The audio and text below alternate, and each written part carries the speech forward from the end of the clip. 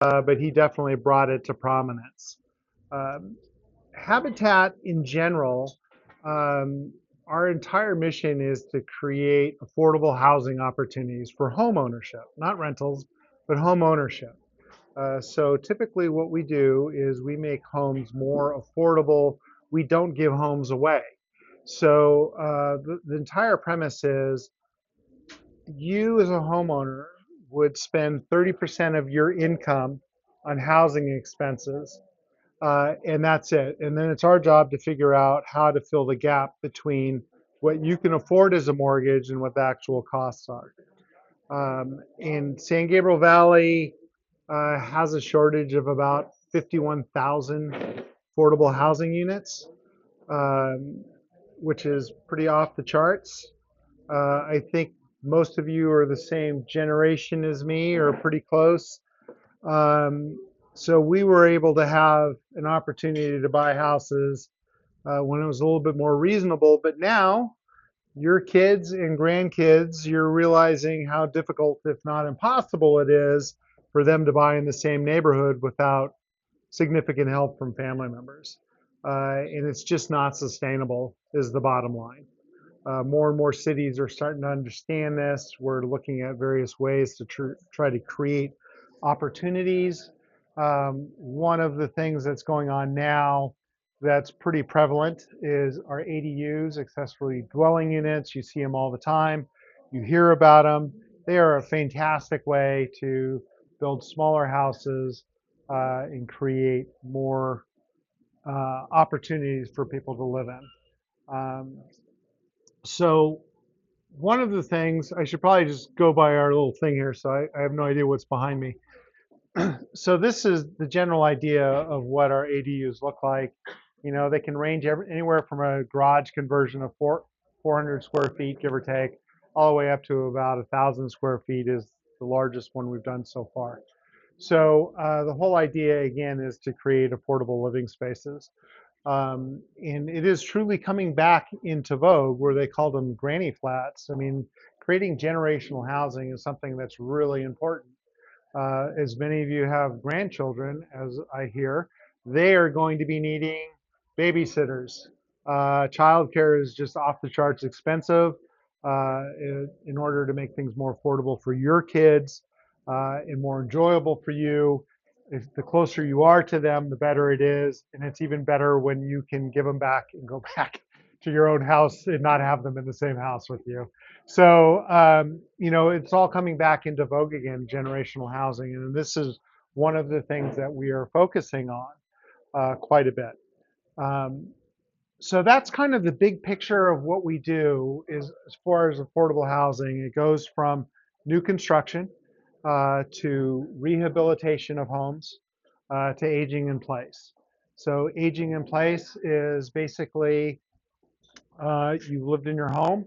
It has serious repairs that are necessary. You don't have the money to do this.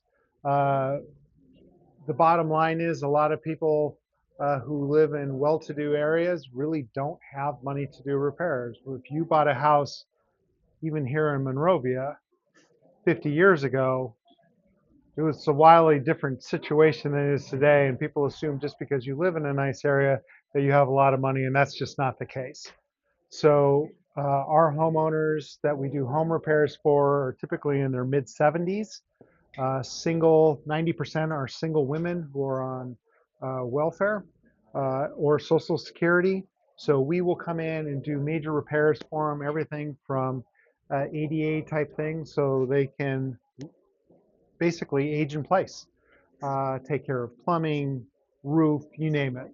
That's one very clear path of things we do. One of the things that we're doing now is we're all very familiar with Caltrans and the 710 freeway. The state has taken those homes and by law we're required to sell them back out to nonprofits.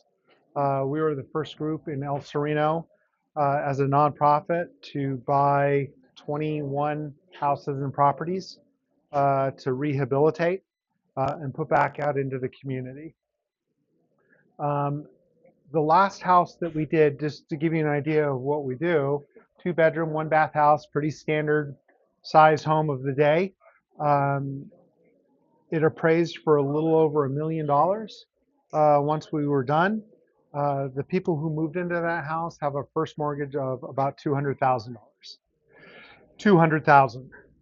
So that's what we do. We bring the affordability to the families of that first, and the property taxes are based on what they bought the house for, not the purchase price, but what their mortgage is based on. There's special tax rules, so their mortgage was based on $200,000. Um, so when we go through these things, as you can imagine, these are once in a lifetime opportunities for these families. These are all working families. And for the first 5 houses, we had about 900 applications coming in. So we go through this whole lottery process um, on how we do this. We have about another 15 houses, I'm going to say, in lots that we're looking to work on for the Caltrans properties. We also have some that we'll be taking over in Pasadena as well, 4 properties that hopefully will close in this summer. So that's another thing. We rehab properties and put it back on the market. We do other fun things like adaptive reuse. We have a church and school in Baldwin Park that we are converting into 15 housing units. So, land is at a premium. So anywhere, anyhow, we can figure out how to convert it to housing, we focus on it. So the spectrum is really wide when it comes to housing on the various things that we do. And unfortunately, at this point in time, it's the Eaton fire. 6,000 houses were wiped out. We are changing and creating basically a whole new program up there. Typically, we only do first-time home buyer programs. So it's for people who have not owned a home. It is for low-income families. But because of the fire, we have to change things up a little bit. We've been able to partner with a number of nonprofits to get distributions of all of these different items that were out there so we can get people because they lost everything. So even if they're going to rent, they still need to furnish their places. Once it's built, they need to furnish their places. It's truly devastating of everything that they lost. But to me, the bottom 2 items really are the things that are kind of coming into focus. One is the home repairs. This fire is very different than a lot of the other disasters that we've seen in that 9 houses burnt to the ground for every 1 house that stood to be repaired. So the devastation was complete. So our focus really had to go to the rebuild and not so much on the repairs, which we're normally very comfortable with. And the other is the ADUs. So when we started to get back into this process and we were talking to families, uh, the first 25 families that we've focused on that were in agreement to rebuild their houses, of those 25 people, the average age is 72 years old. The average length of time that they had lived in their home is 30 years. So these are not first-time home buyers. So we've had to change our program to support the community versus stick with what we normally do. So we've had to make a pretty big pivot on how we were doing all of this. And it became pretty clear to me very early on once I realized that the average demographic of the people there was significantly older than what I'm going to guess most of you are thinking 40, 50 years old. This is, well, in any case, it's significantly older than what we were anticipating. And it was their first home. That's the whole point. Um, and we also found that many of the people, multi-generational, multiple families living in the same properties or in the neighborhood within a block or two of each other. So everybody got wiped out. It wasn't like you can just go move in with your brother or sister because they lost their house too. So when we realized how complete this devastation was, we started to work with the county on altering the county's programs and rules on ADUs because we realized the absolute need to get as many houses up as possible to create as much housing stock as possible as quickly as possible. And at the same time, as we were talking to the homeowners, this was an opportunity for them to bring their kids back who had moved out of the area that but couldn't afford to live here any longer, who were renting in, you name it. So this is actually one of the, I'm going to call it a small bright side to this is everybody is really kind of re-looking at the property they have and how to maximize it, not just from a real estate standpoint, but from a family standpoint on how to bring their families closer together. So the ADUs have become a really big part. Out of the first 25 families that we were looking to work with, 22 of them wanted ADUs for the reasons we just covered. So a very, very important aspect of how we're trying to bring back the community together. So that is one of the huge things. We have pre-designed homes. So one of the things we did to speed up the process to work with the county, historically it's taken us 6 to 9 months to get a building permit from the county to build a house. That was the standard before the fires. In working with the county, we're getting that process down to about 6 weeks.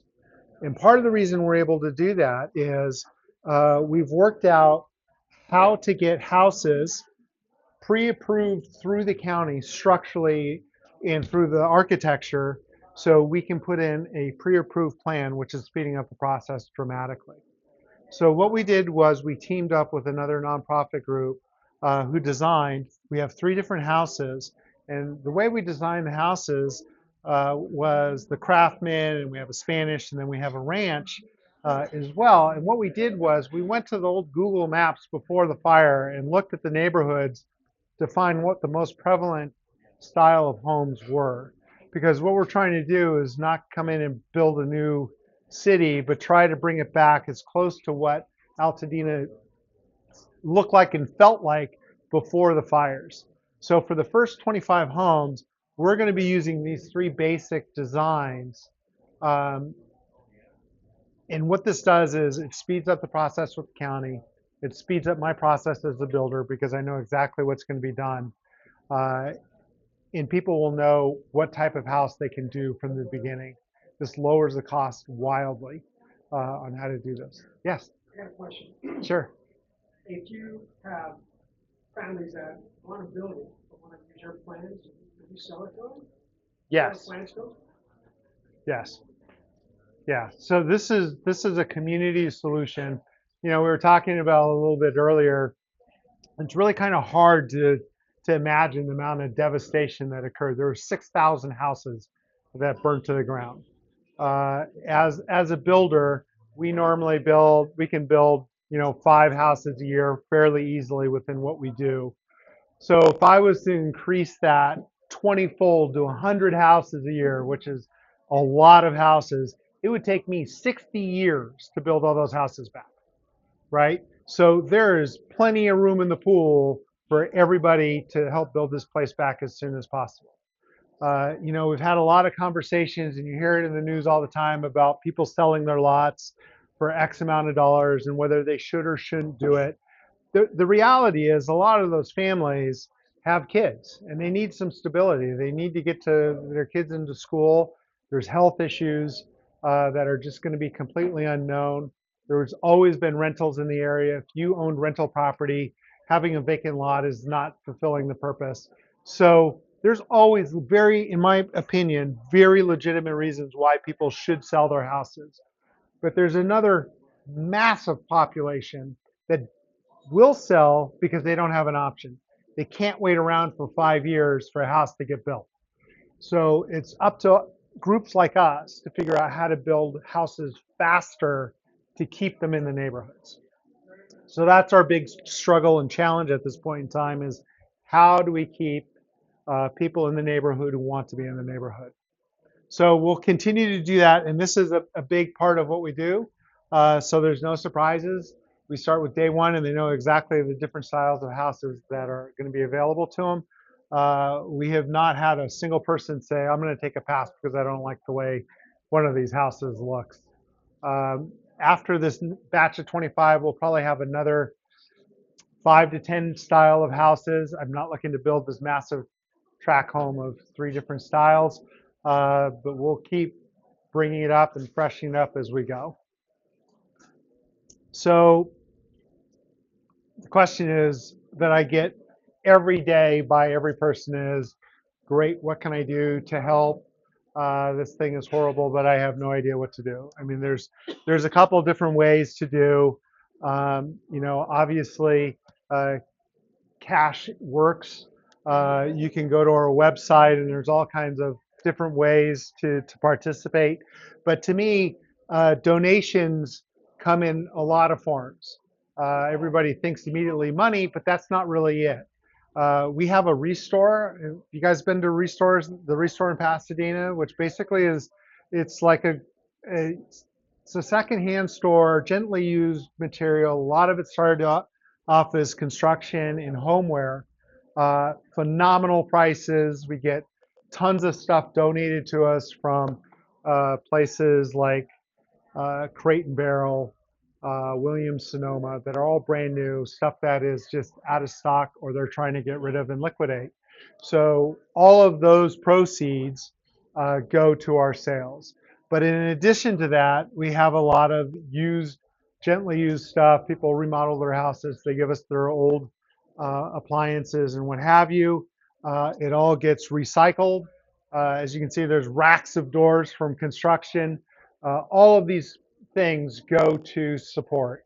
So anybody who has businesses or people know of businesses, they're trying to clean out their warehouse, they're trying to clean out their back room, they've got one box left and they don't know what to do. They don't want to throw it away, but they can't really put it on the floor. Give us a call, we come and pick it up. You have businesses that are relocating and they need to move stuff out. Give us a call, we'll see what we can do to take care of it. The other big thing is time. Time is our big thing. So what we can do is all of these different items are things that you can do to help us get houses built. Volunteerism is huge.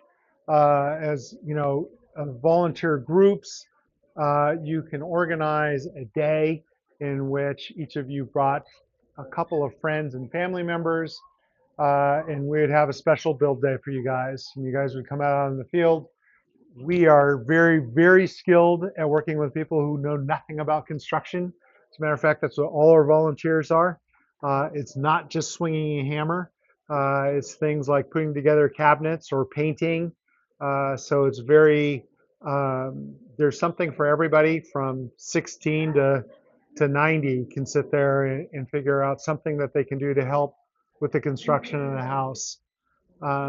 Participating in build days. Individual companies often come to our sites as team building exercises, which is another fantastic way for companies to come in and participate on a group level in giving back into the community. Various fundraising.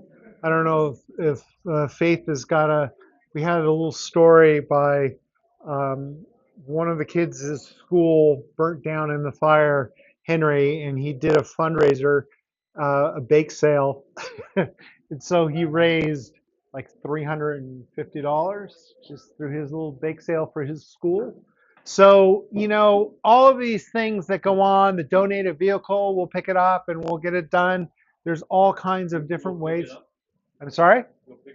We will come pick it up. So if you had a shop and had some cars on your lot that said, wow, yeah, so Faith can arrange for the pickups. So all of these things, right? There's a wide variety of ways to get involved. So If you want to be involved, I will find a way to get you involved. You know, our biggest thing when we do these, all these volunteers things, is it's very much centered around the volunteers to make sure you have an enjoyable experience because we're very thankful for your support of the time that you guys put into this. This means a lot to us. Um, and what else do we have? Questions. So, yeah, I know that's kind of a whole bunch of stuff. Um, you know, the bottom line is in the San Gabriel Valley, we will have close to 100 projects somewhere in the workspace by the end of summer. There's just a tremendous amount of work that goes on in order for us to provide houses that are reasonable expense to everybody. Um, and this is the good news, where other people are trying to figure out how to get stuff done. We've got it. We just need people to put some elbow grease in and make it work for us. So, any questions you might have? Yes. Are you going to be using any factory built? You know, we were having this conversation earlier on how do you go from 5 houses to 100 houses, and there's been a lot of solutions that have been floated out there from from mobile homes to manufactured homes to prefabricated homes. Believe it or not, those are all three very different things, and everything in between. Uh, but the reality is, we can build a house faster and cheaper than a factory can. When you take into consideration the amount of time it takes to order and transport and set it up. So those are all very viable situations because I can't build 6,000 homes. So we need to draw from every area on how to get things in as quickly as possible. But for example, it cost me less than $200,000 to build an ADU from ground up. You can't find anything pre-made that's anywhere close to that kind of a cost. And I can get that done in about 2 months from the time you tell me to start. So yes, that is part of the solution is we have to bring in other parties to get this thing done. Um, and we'll keep exploring, honestly. I don't know if you guys saw the wall build that we did down at the Rose Bowl. So we had 500 volunteers down at the Rose Bowl building walls. So this is kind of that in-between situation of building stuff off-site. So we'll shorten the amount of time we're on-site. The great thing about that is, yeah, yeah. So the great thing about that is one, it's a huge community building thing where you take your time and you build with your neighbors and do some good. Um, but it saves us a tremendous amount of time and energy to have walls that are already framing is done. The first house, for example, that we put up, it'll be completely framed and standing before lunch, and that's how we speed up the time frames. Yeah, The paid staff? we do. We have a staff of about 50 people, getting closer to 60 people because of the amount of work that we have. That staff includes people to work in the restore that we were talking about here in Pasadena. It includes large construction staff and all of the support that goes behind that as well. Right now, one of the areas that's growing the most is our interaction with the community because as we're talking to families, we have to do case management to make sure we talk to every person individually. Every situation is completely different, and that takes a lot of manpower. And then Faith and her group, clearly, people need to get out there and see what we do.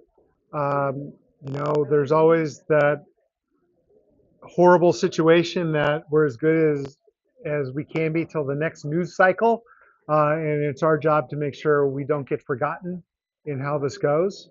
And a great example is If you turn on the news, don't be surprised to see us because we've done a lot of things that are really groundbreaking.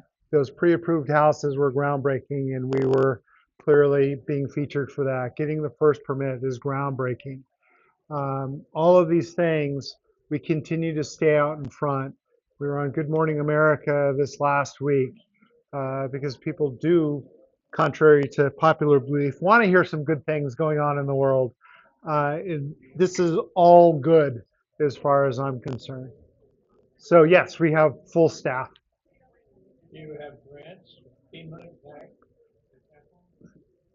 Our funding sources come from a wide variety of sources, uh, state, federal, local, philanthropy, foundations, the Restore, personal donations. I don't turn away money from anybody.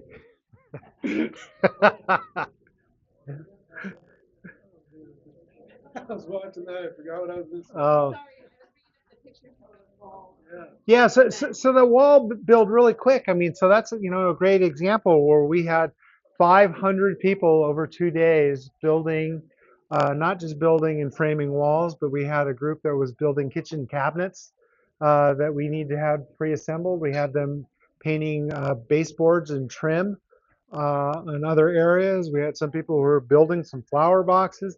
I mean, there's wide varieties of things that we can do uh, that are age appropriate uh, for all kinds of things. And the great thing about that is, like I said, for businesses, there's a lot of team building stuff that could be done of going on site. And honestly, one of the things that is kind of unique, as a nonprofit, it's something that you can walk away with something tangible that you've done and affixed and touched. So when you come on site and you are pounding nails in somebody's house, you can come back, you know, years later and say, that house I helped put together. Not the wall that's falling down, but the one that's standing. But yeah, so there's all kinds of great things of getting involved. Quite a production. I mean, you've got all those people out there, all the materials. You're feeding these people, Yeah, keeping them, hydrated. yeah, Wow, yeah, that's a job. yeah. So we, in this particular one, we had the World Kitchen came out and had all 500 people both days. There's Henry, my key fundraiser. This is our first family that's going in, the Wood family. 3 generations. He's 84. So hopefully we're going to have him in before Thanksgiving. Pasadena Foundation with a very generous donation in order to get us going or help us go bigger, better, faster. Um, and this is the stuff that all of our volunteers do. Um, so hopefully you will see stuff and hear stuff that makes you say, oh, I know some people who want to get involved with this. This last Saturday, we were given the nonprofit of the year award for Judy Chu's district. And after the presentation, I had a person come up to me, and she was in charge of mother-daughter, like Girl Scout type thing. And it's like, wow, this is a great event for us to come out and put together some cabinets or paint for a day. Uh, so a lot of groups, a lot of high schools have community service requirements. If you have friends, relatives who are trying to find projects, services to do, I've got no shortage of suggestions for you. Pretty much do stuff every Saturday. We do stuff uh, every day, but Sunday and Monday. And Sundays you can be at the Restore. So, in the Restore, we need help too. So even if you just want to help out pricing stuff, be a greeter. I mean, you don't feel like you want to swing a hammer, but you like to talk to people. We need help. We need help at all levels. So Thank you very much, Brian. Oh, thank you. Thank you guys so much for having us. We really appreciate it.